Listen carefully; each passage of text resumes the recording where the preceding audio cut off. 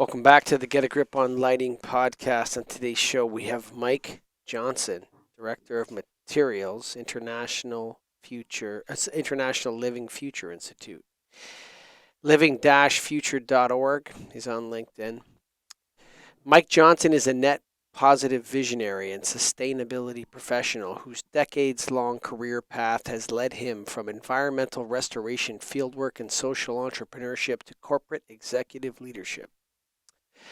As Director of Materials at the International Living Future Institute, the ILFI, he focuses on creating global-scale market transformation towards the manufacturing of goods that will build an equitable, healthy, and regenerative future. Mike's understanding of how commerce is a powerful force in the balance of the planet, people, and economy has enabled his sustainability initiatives to grow from startup level to industry recognized and leading edge in various organizations. He brings an ability to offer real world context, and practical solutions to individuals and organizations seeking to create net positive benefits. He is a founding member of the Living Product 50, a frequent presenter in the ADNC and educational communities, a volunteer with sustainability groups, a full-time dog dad, and an advocate for wilderness, Greg Eric. But before we get to our conversation with Mike Johnson, we got to keep it locked down, locked up, locked in place with GripLock. Go to griplocksystems.com, Greg Eric. Hey, that's right. From the ceiling down to the fixture, they provide everything needed to suspend your light fixture. They have individual components and also packaged kits that come either with the canopy and couplers or the power cord, aircraft cable, grippers, everything you need. And the gripper is their unique self-locking, completely adjustable device, securely lock onto a large range of cables, and no tools to adjust up and down or up as often as you'd like. Easy to roll.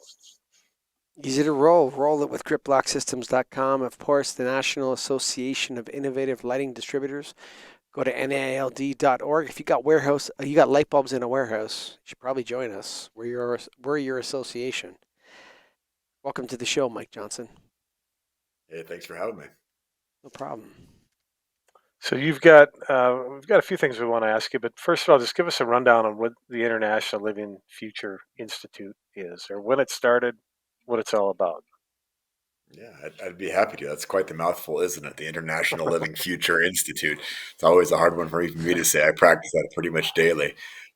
We are really here with one mission in mind, and it's pretty simple. It's to redefine or to define for some people what good looks like in the world. And our particular purview is really in the built space, in the built environment. So we look at what does the good look like in terms of new buildings, restoring buildings, remodeling buildings, entire communities and spaces, affordable housing. And then in my specific area of expertise, we look at what building materials, what does it look like to be good in the building materials space? And that involves everything from the healthfulness of the ingredients that go into the product so that all workers along the supply chain are protected as well as the user of the final product. It goes into the social equity of how those materials are manufactured and dealt with during and after their life cycle. And it also, of course, goes into the environmental attributes of those products, how they're made, how they're used, what kind of impact they have. So it's really looking at the triple bottom line across the built environment. So if you were going to pick a product that, we don't have to talk lighting, or maybe it is lighting, but what is an example of a product that does it right from, beginning to end? Yeah, no, that's a really great question. And I think one that I would point to are in our Living Product Challenge program. The Living Product Challenge, to achieve full certification, requires independent, scientific, validated information that shows that the world is actually left in better condition than had the product not been made throughout its entire life cycle. That's So, impossible. human scale. That's impossible. It's a challenge. It sounds impossible, but it's not. It's actually quite feasible, and it's being done now. We have just crossed the mark of about 56 different products that have achieved certification of some sort or another. And we have a handful that have achieved full certification. And full certification means net positive in areas of carbon, health, equity, water, and energy. So it's literally leaving the planet in better condition on all of those fronts. It's a holistic challenge to get there. And it's scientifically validated and third party verified. So it's not just impossible, it's more than possible, and it's being done. And we're the Living Product Challenge really gives us a platform, a framework of how to do that and how to show other manufacturers to do that. So what is the one of the tops? I think you said four that have done it all the way fully certified. There's actually quite a few Living Product Challenge Quite a few. certified Okay. products out there. Human Scale is one of our manufacturers, one of our champions that has achieved full living. But we can also look at really large international corporations like Mohawk Industries, who have achieved entire platforms of products in their carpeting lines, also on the pedal certification, which is one step shy of hitting every mark. There's 20 different imperatives, and they've hit 17, 18, 19. Some of them are just really elusive, really hard to achieve. But the fact that they're able to do regenerative in any of the categories is absolutely noteworthy. Should be celebrated and should be copied the world over. So what is it like? Can you define what the product is and like it's manufactured where and why is it good because it's manufactured there and it can get reused? That's basically what you're saying, right? Yeah, that's a really nice summary of it. So when we're looking at circular economies, I know you're hearing probably a lot of talk about circular economies right now, and part of what's happened in manufacturing for the past 100 years is we've done a linear extraction manufacturing and use stage. So in lighting, for example, you create that light from a whole variety of pieces of the supply chain. You put it together in some factory somewhere, then it gets installed. And then let's just take an average case scenario in a commercial setting. Somebody gets sick of that lighting fixture in 5 years because their palette changes. That thing comes out and goes to the landfill. All of that, all of the inputs that created that lighting fixture are lost as soon as it gets torn out and put into the landfill. That's a complete waste of everything that went into there. So, in order to achieve the challenge that we're talking about here, a manufacturer would have to know the entire supply chain, have to first of all make sure that there are none of the worst case scenario chemicals going into that lighting fixture. ILFI has what's called our red list, and our red list is right now about 12,500 different CASRIN numbers or chemical compound numbers that are uniquely identified as being some of the worst offenders commonly put into everyday products. Now, when you consider the fact that most North Americans will spend 90% of their lives indoors, surrounded by chemicals, surrounded by products, surrounded by building materials, of which we have almost no information available on their ingredients, you start to really wonder about the impacts to the human health. So that's where we start. We start by saying, hey, you manufacturers, you need to be transparent. Just like our food, you need to tell us what's going into your products so that we know if it's safe, and if it's not safe, how do we handle it to make sure that it is as safe as possible? And then we carry it forward and we say, are you taking a look at all of the environmental and social equity impacts of your manufacturing all the way along its life cycle? And then we take it further and we say for lighting manufacturers, because in lighting, a lot of the impact is going to come from operational impact and not the supply chain impact. So once you install that lighting, if you have hyper efficient lighting, fantastic, you're doing a great thing for the world. If you happen to have vastly inefficient lighting, or even more to the point in your world, if you have the wrong lighting, the wrong color, the wrong temperature, the wrong style, then you've done a gigantic disservice because you have not installed the product that's going to perform well in its application for the longest time. And then we're adding to that, we're saying you also need to be responsible for before the life, during life, and an end of life disposition of that lighting. So Lots where of does words there, your huh? yeah. I'm just trying to think like so. This is your guys' thing. Who put it together? What year did they put it together? That kind of stuff. Where does that come from? Yeah, so it's really I think a combination. It's a collaboration of a lot of minds in the industry. So in the early 2000s, USGBC came out with LEED, which I'm sure you're very familiar with LEED. Mhm. There are other international green building challenges, and in the early 2000s, it came to pass that there was not a green building challenge that was really pushing the limits, that was really being the spearhead and saying, not let's do less bad, But let's go beyond that paradigm and start to restore the planet, restore human health, and increase social equity and human healthfulness by creating a challenge that seems, as was mentioned a little bit earlier, impossible. But actually, it's not impossible. We set those standards to really stretch. We stretch for the moon, we stretch for Mars, and we want to make sure that those goals are cutting edge and challenging the best minds to come up with the best solutions. So, all this started in about 2003 to 2006. The first red list that I mentioned earlier only had 13 chemicals on it. That was in 2006. Fast forward 15 years or so to today, and like I mentioned, we have almost 12,500 chemicals on that red list. And we are seeing the achievement of not only products being made in a regenerative and restorative third party verified sense, but we're also seeing over 900 buildings worldwide participate in our challenges and also achieving regenerative and restorative status. Hmm. What do they get if they accomplish the challenge or beat it or win it Oh, or whatever you want to say? I think that's a variation on one of my favorite questions because it's such a hard question to answer, and it's a hard question to answer only because of our paradigm. Our paradigm right now in business and in pretty much everything that we are taught to do every day professionally comes down to three letters: ROI, right? Return on investment. The problem is somewhere along the way we forgot that return on investment has got to be a return on more than just a financial investment. There really is no point of investing and getting profits if we don't have a planet that's worthy of living upon or that can support life. So we really need to change the paradigm and start thinking about the profit or the return on what we actually want in terms of financial, social, health, and equity, because that builds longevity, right? And that builds a world that we want to invest in and that we can envision a better future for everybody. So what do they get? They actually get, number one, a survivable planet. Number two, they get supply chains that aren't running out of finite resources, which is happening pretty quickly around the world. Number three, they're getting communities that are resilient to climate change or to any other of the natural resource impacts that we are imposing upon ourselves or that we just have as a limitation on Earth. I mean, we have to remember, and we can never forget this, we are now at 8 billion people on this planet. We are projected to be over 10 billion by 2050. And all of those people need basic access to basic resources. And we're already limiting it to the point where they don't. So the return is a better future, as well as better financial returns for the bottom line, as well as resiliency against shocks, for example, in insurance and reputation, and the very existence based upon your supply chains. Hmm.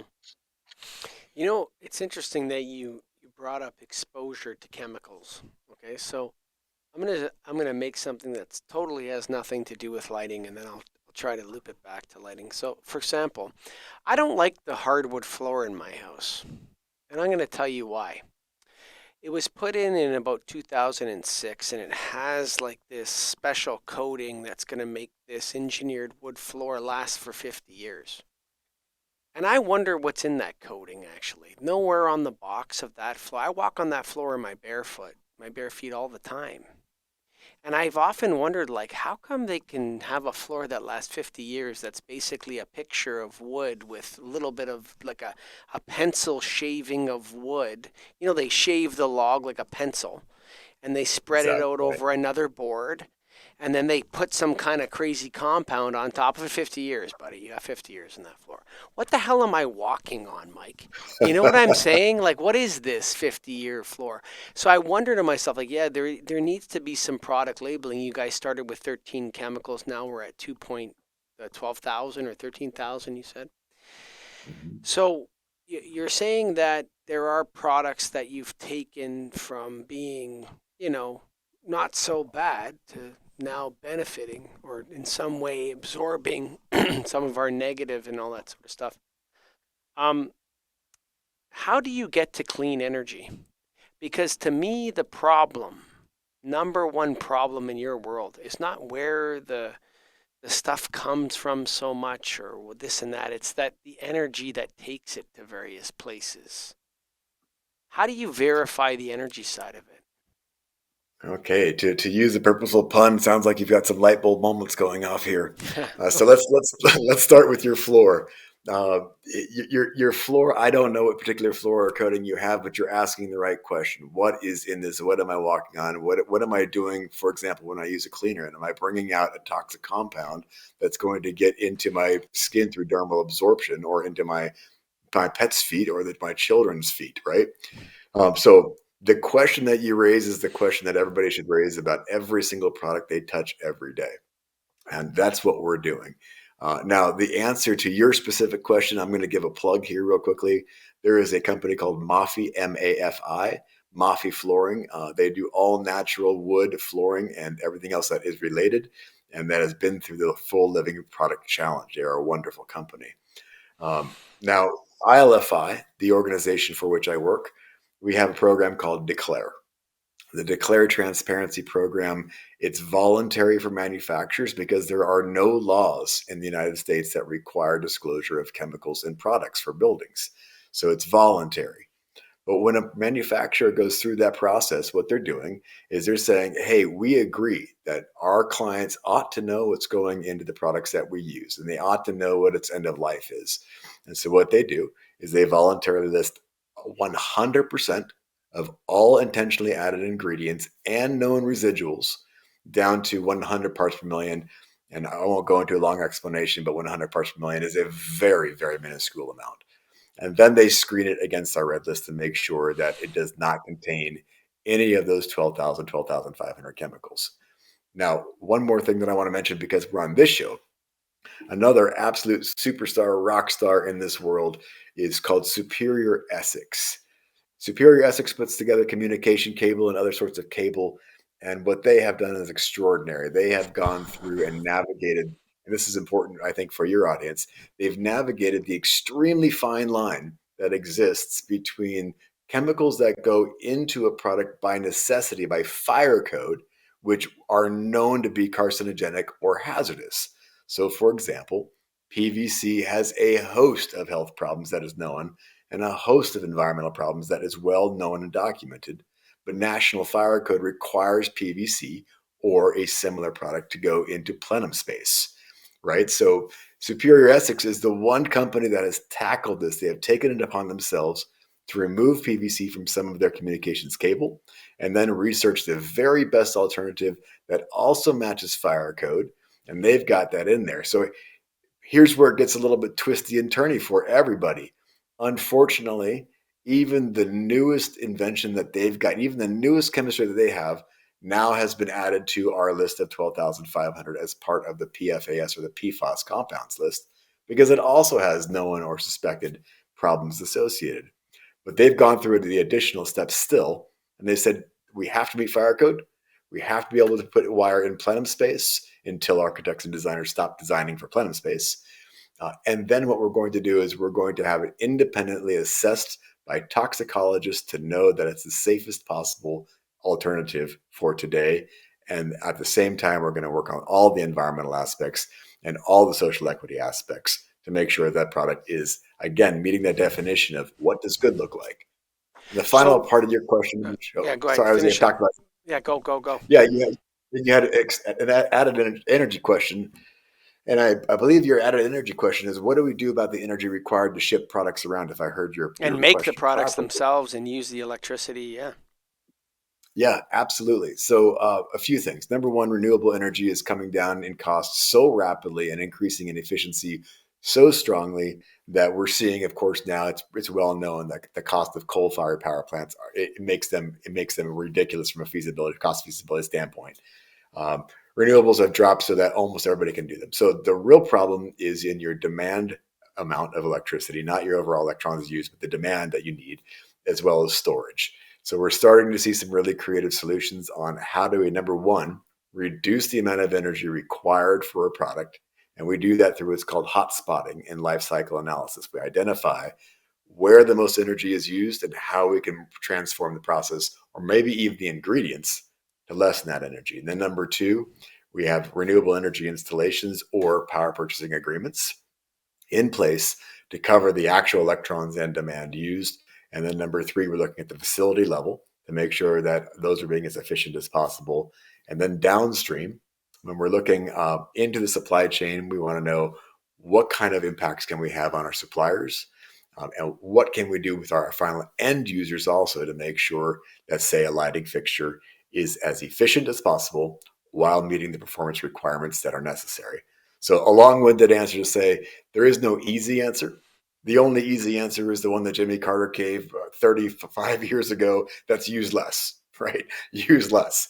Be wise and use less. We can do that, and we can couple it with modern resources and modern technology, and we can very easily get to the energy demands. We can get those covered through renewables.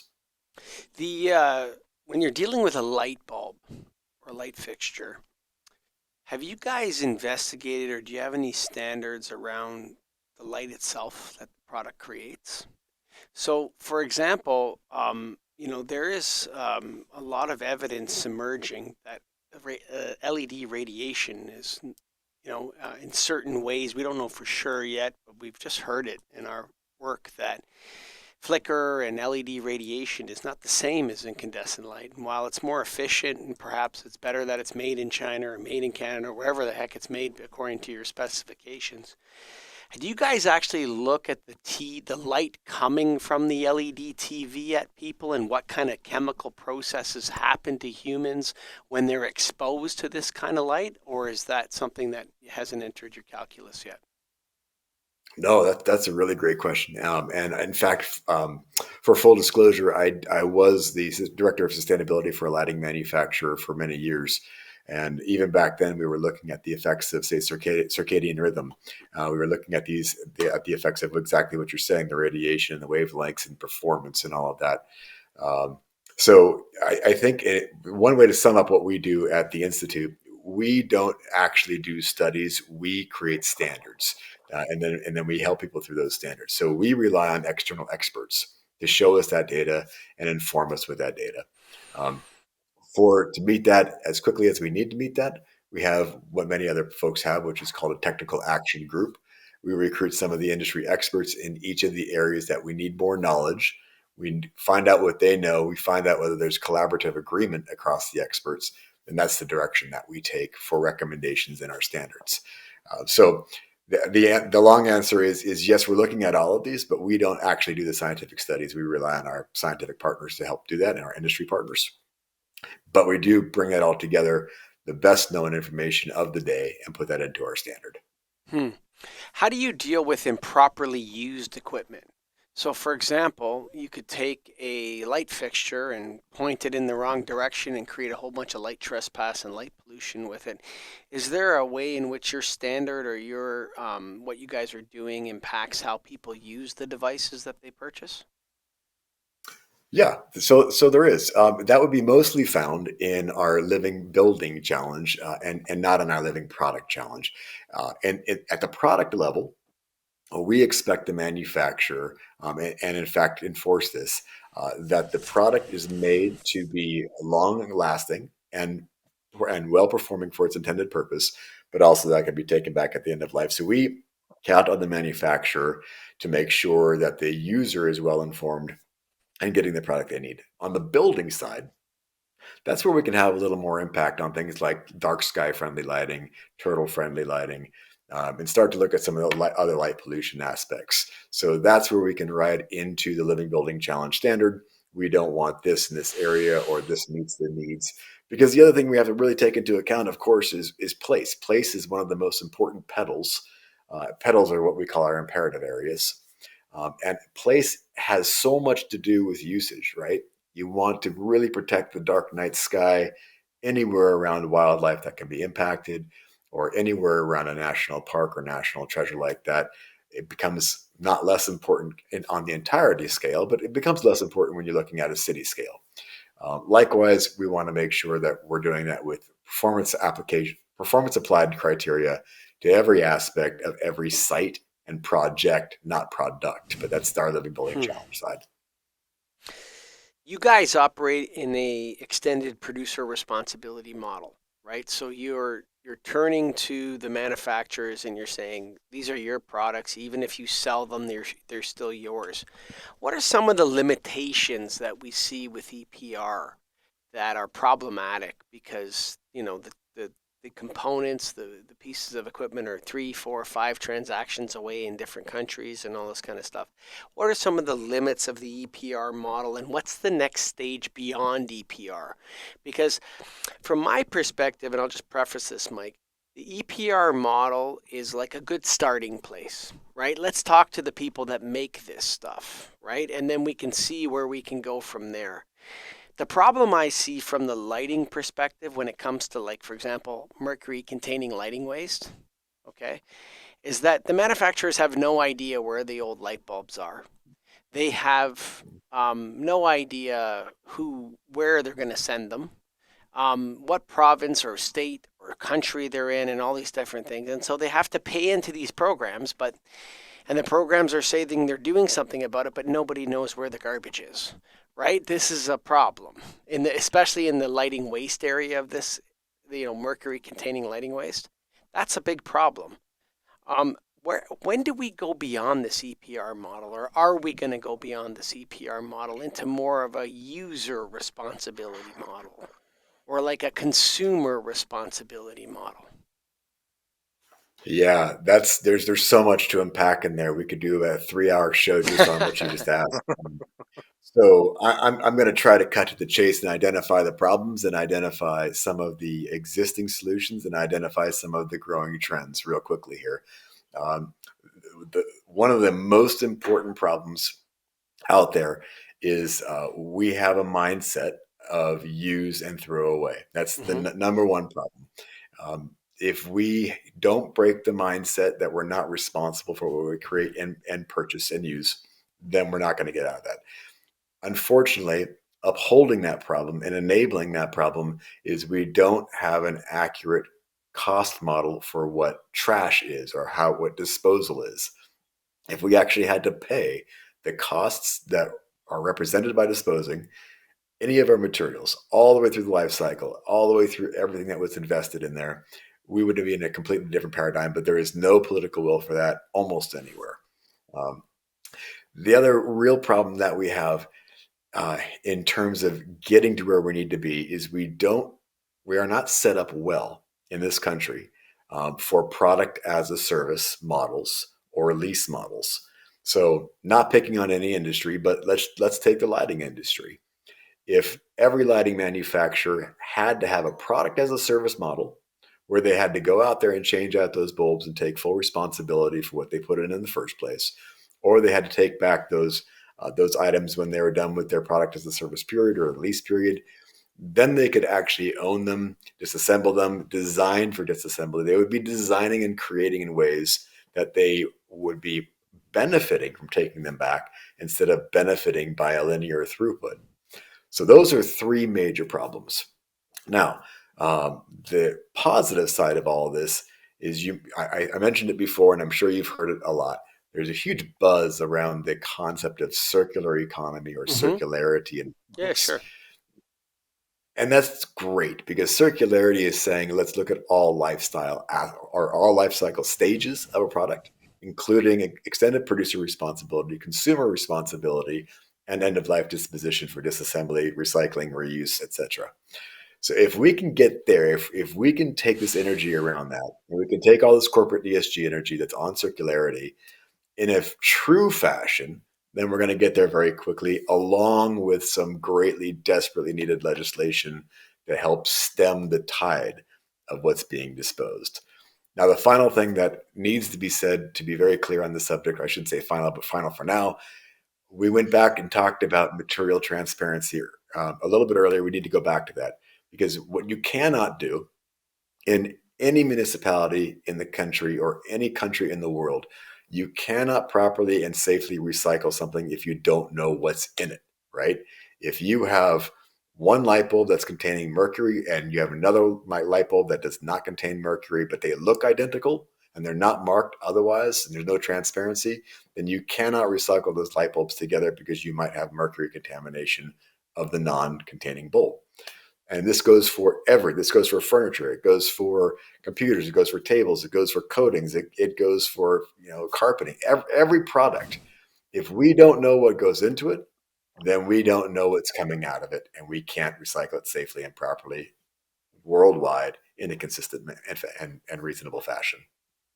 So anybody that talks about the remanufacture of existing light fixtures in the field has never been involved with the removal of light fixtures from a building. Like, I hate to break the news to everybody, okay? Like, I hear these different groups, they talk about circular economy. Can't we take the lights back and make something different from them? And listen, I recycle thousands of light bulbs every day, okay? And I remember talking to this one group, not for profit, and they're like, we'd love to have you guys a part of our program, but, you guys only deal in kilograms, and we need to know how many of each type of light you're recycling. And I turned to them and I said, Mike, you want me to count these? And they said, yeah. Can't you tell us how many of this and how many of that you're recycling? And I said, that would take thousands of years. Because when you receive back a box of mixed waste light bulbs, CFLs, incandescents, halogens, and all this sort of stuff, it is dangerous to start sticking your hands in that glass. That needs to go to a mercury management facility right away. And it That's needs to right. be processed in a way where the mercury is retorted from that.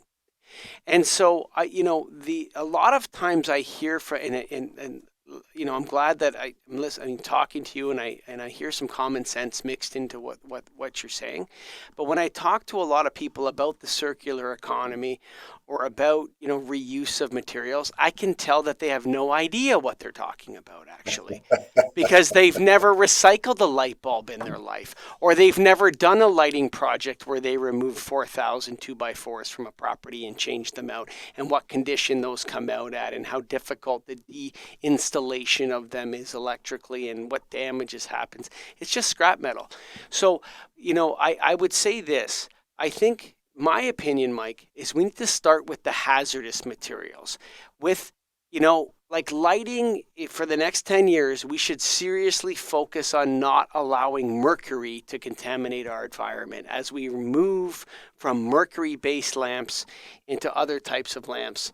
And this distinction about circular economy while kind of forgetting about the mercury is problematic to me, Mike.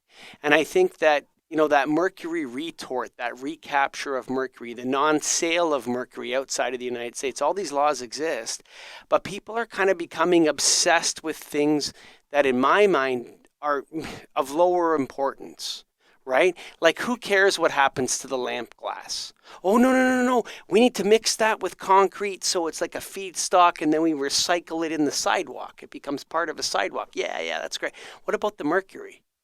Right? Oh, that's not so important to us. What we want to do, no, we need to focus on the things that are key. And Mike, I think that the way we handle hazardous waste is such an indication of our level of intelligence. If we don't take hazardous waste seriously, then I don't know if we should take all these other things seriously. Am I talking crazy here, Mike? No, you're not. And you actually just reminded me of one of my favorite quotes. It's from John Muir, and it basically says that if you tug on any one thing in the universe, you find it connected to everything else. Mm-hmm. And I always envision tugging on one piece, one little thread of the sweater, and what happens if you tug too hard? The whole sweater comes apart, right? And what you've done is two things in that statement. You've identified that there is a misunderstanding of what circular really means. Circular should not mean recycling at the end of life. It should not mean singular attributes like how it's recycled, how much is recycled, can it be recycled, is it hazardous? We shouldn't be pigeonholing ourselves there. We should be looking at holistic frameworks where from the very design we only use hazardous materials when there absolutely is no other alternative whatsoever. So we design those hazardous materials out from the get-go. And then all the way through at every stage, we use a holistic framework like the Living Product Challenge to make sure that when we make an improvement in one area, we're not inadvertently stumbling and pulling on a thread that's going to pull the sweater apart. We shouldn't be having the conversation, frankly, at all, whether what we're going to do with hazardous materials. We should design those out. Nature doesn't provide an overabundance of hazardous materials. Nature provides toxins, which are there as defense mechanisms for certain species, right? It does not provide for these mass amounts of uncontrolled and unnecessary chemicals in our environment that are giving us sickness, causing Hmm. places like Cancer Valley.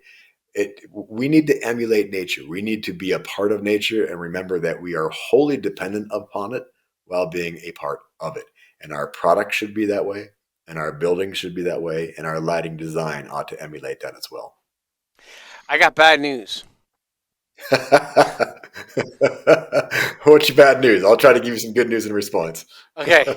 So in the race for lumens per watt and for Yeah, energy efficiency, what yeah, the lighting industry has effectively done is increased the life of the light source, but reduced the life cycle of the light fixture. So you have this increase in life of the actual component that produces light. It uses less energy, but at the end of life, that's garbage. And that's Greg, is that the vast majority of purpose-built light fixtures today? I would say it's the vast Yeah, majority. it is. Like, Yep. we're not talking about a subset, we're talking about all of it, right? So basically, every single light fixture that's produced today that is not able to handle a traditional light source, meaning an LED tube in the shape of a fluorescent tube or an LED light bulb that screws into a fixture. Anything that's built for LED technology, what you have is an increase in the life of the light source, but e-waste in 5 years. And what I've seen from all the regulatory bodies, Mike, is really an approved. We have a whole bunch of qualified garbage, put it that way. We have a whole bunch of qualified garbage that's going to be, yeah, that was qualified 5 years ago or 4 years ago or 6 years ago. But the life cycle of these units, there's no way it can be better for the environment to change out entire light fixtures every 5 or 10 years. That's going backwards in my mind. And in the past, we would maintain those light fixtures at one time with ballast that contained PCBs. Then we got the polychlorinated biphenyls out of the lighting industry, and we had electronic ballasts and different kinds of ballasts, but we had mercury containing lights. And now those light fixtures would last 40, 50, 60 years sometimes. Change the light bulb, change the light bulb, change the light bulb. And now we have something where the average light fixture lasts 2 or 3 fluorescent tube lives. And that's it. Now you're done. How do we as an industry listen to your message but change that fact? And then let's throw in China too. Everything's made in China. How do we handle all this stuff as an industry if we want to do what's right?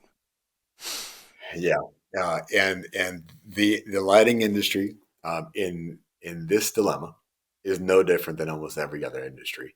And again, it really goes back to um, having folks that are well trained in true sustainability and true design for disassembly and true restorative thinking. Um, Sustainability is often thought about as like the club, right? Or Mm. the volunteers at an organization. Sustainability in reality has now matured to the point where lots and lots of the world's best organizations have CSOs or corporate sustainability officers. Um, and that's because those organizations are now thinking on the whole, on that whole interconnected picture that I was referring to. So going back to your comment, if the efficiency in lighting and the longevity of the light source or those LED components are outweighing or not outweighing, excuse me, the environmental cost and the other costs of the fixture having to go to waste, then the breakdown there is in design. The breakdown is in not designing for disassembly, not designing for reparation, not designing to be taken back. And as we talked about earlier, if those lighting sources, those lighting fixtures had to go back to the manufacturers or had a very expensive end of life disposition option, then we would eliminate that immediately, whether it's made in China, made in Toronto, made in San Francisco, it wouldn't matter, because now you would have the responsibility to take back that product. And the more expensive it is to take back, the worse it is for your bottom line next year, the year after, the year after. So we need to get out of this. Again, we need to get out of the linear aspect of thinking. We can no longer accept as human beings that there's 8 billion of us relying on resources that are insufficient already. We can't keep thinking that we can do this linear extraction. We simply can't. The earth will not provide enough resources at the end of the day very soon. So really, we need to come together with that holistic thinking and not just focus on operational energy like we did. We need to focus on embodied carbon and embodied energy. We need to focus on reparability. We need to focus on secondary markets. And we need to focus on manufacturers owning all the way through what they made in some way, shape, or form, whether it's lease, product, or service, or some sort of extended take-back program that's mandatory and not optional. And I think that's the key thing I want to point out is there's a lot of organizations that are trying to do things and make people think and consider doing, but your ultimate goal is to make us do it, right? And force the action. Well, I mean, if you're asking me personally, yeah, I would love to see Yeah. enforcement go with voluntary action. Yeah. At the Institute, ILFI, everything that we do is voluntary. We are simply trying to make the most progressive challenges on what defines good so that we can actually all see the end goal. We can actually all see that future we want. There's so much talk right now about future proofing and resilient design.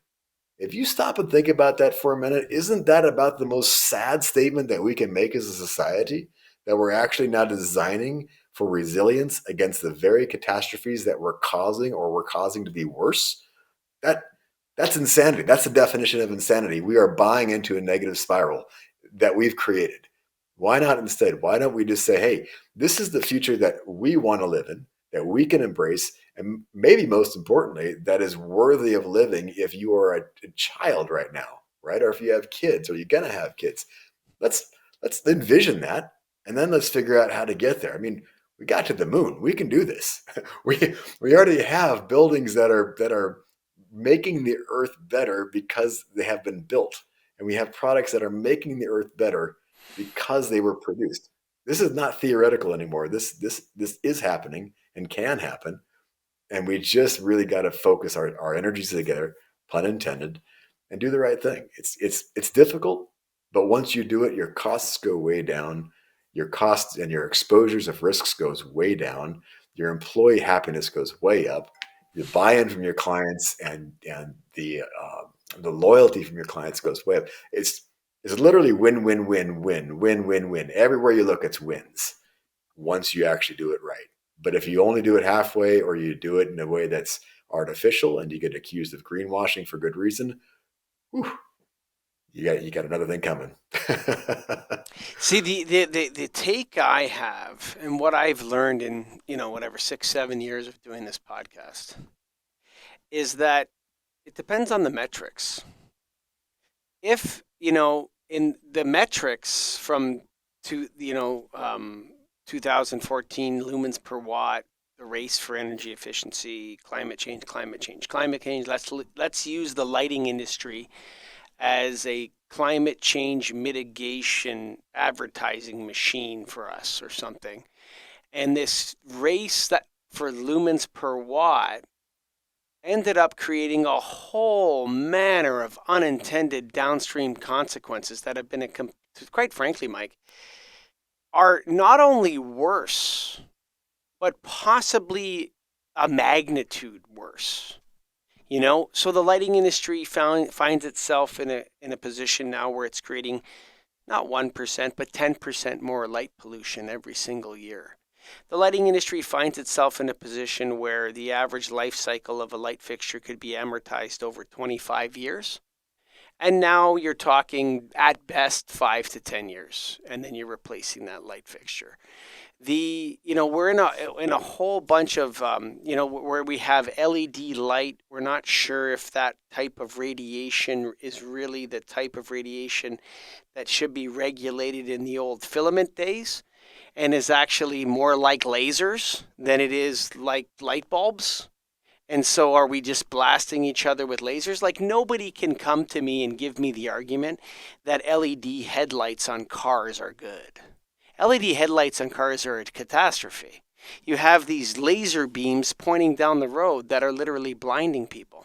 And so the problem I have, and I'm not saying that your organization is promoting this, the concern I have as somebody that's right in the middle of the industry, that's between the manufacturers and the end user. These people need light bulbs and light fixtures, and they want energy efficiency and they want their light. And these people are selling light fixtures and they want to move stuff down this linear pipeline, is that when we start to tinker at one end, we don't know what the downstream problems are going to be from that tinkering, even though we think we did the right thing. Does that make sense, Mike, what I'm saying there? 100%. And what you're underscoring would be single attribute benefit, single attribute advancement, Mm. or single attribute detraction, or uh, areas where the product can be improved. When we look at things from a holistic design, from the very beginning, the very extraction, all the way to what will happen at the end of life through intention, we remove almost all of those variables. I won't, I can't say that we're going to create a magic framework or a magic beanstalk Mm. that is going to guide us to the clouds and sprinkle down unicorn dust. But what I can say, what I can say is there is a tremendous body of science available. Is it flawed in some cases? Absolutely. Is it lacking fullness? Absolutely. But we're getting there, and we're gonna make mistakes along the way. But when you were talking, one thing that I wondered if you're involved with, and perhaps if not, you ought to be. There is a lighting industry push right now to create product category rules for life cycle analysis of lighting industry products. And that product category rule will have broad sweeping implications of everything we're talking about, avoiding single attribute pitfalls, making sure that we're measuring like kind to like kind, making sure, you mentioned metrics, making sure that the metrics that are being chosen and studied are agreed upon, not just by the users, not just by the manufacturers, but by all stakeholders in the lighting industry. So product category rules, are they perfect? No. But are they a culmination of, generally speaking, the most globally available at any one time, at any one point in time? Yeah.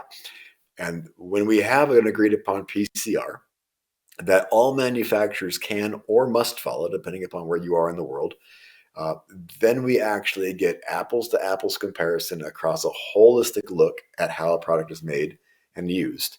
And that's when we can make genuine third party verified scientific measurement in terms of optimizing or lessening the impacts, or optimizing the benefit, or both.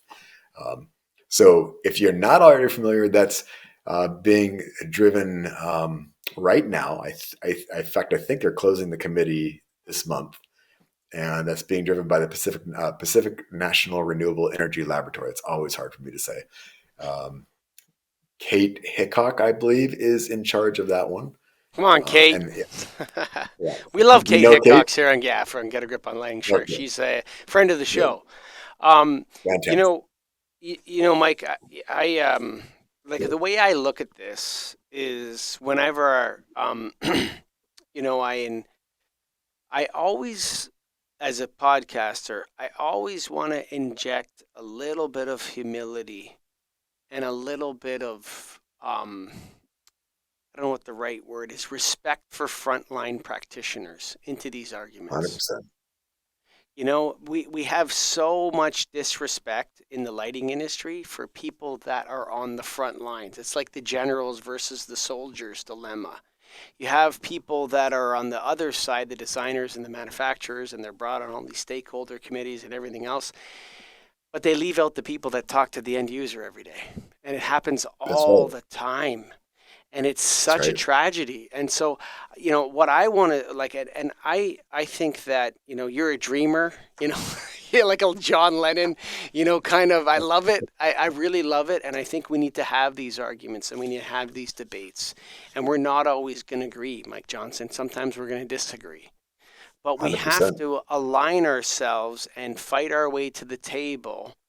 And we have to get there, Greg Eric. As NAILD members, go to the National Association of Innovative Lighting Distributors website, gregeric.nald.org. If you guys are out there and you got light bulbs in your warehouse, you need your representation. That's NAILD. We're fighting to get on all these committees, all these stakeholder groups to bring the frontline practitioners' perspective to the table. And of course, we thank Mike Johnson, the Director of Materials of the International Living Future Institute. And of course, Greg, lock it up with gripblocksystems.com. That's right. No more chain. You don't need that chain. Too hard to deal with. Make it easily adjustable. No tools. GripBlock's got you covered. GripBlock's got you covered, Mike Johnson. Do you have any final thoughts for our Get a Grip on Lighting listeners before we sign off? Sure. I always like to leave with, if you're not already personally living and making decisions in your own life on a life cycle thinking standpoint, start. It'll change your world. When you stop wasting food because you understand what went into it, you'll save a lot of money, you'll feel better, and you'll do your family and the planet and the community a whole lot of benefit. Think about that in every way, in every aspect, and we're going to get to where we want to be very quickly. Thanks for the time. No problem. And as my ancestors that were refugees from the first American Rebellion, or as Americans say, the American Revolution, and came to Canada as refugees, they would say, waste not, want not. Thank you for listening. Bye for now.